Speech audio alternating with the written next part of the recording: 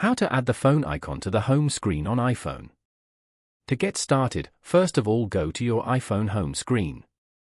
As you can see, you cannot find the phone app over here.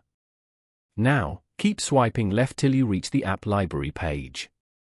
Here, the apps are placed in different groups accordingly. For example, entertainment, social and more. Go to the search bar and type in phone. You can now find and open the phone app from here.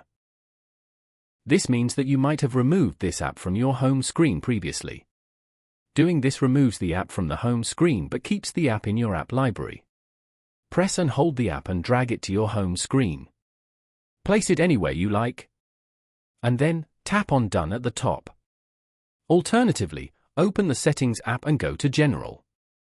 Here, scroll down to the end and tap on Transfer or Reset iPhone. Tap on Reset below.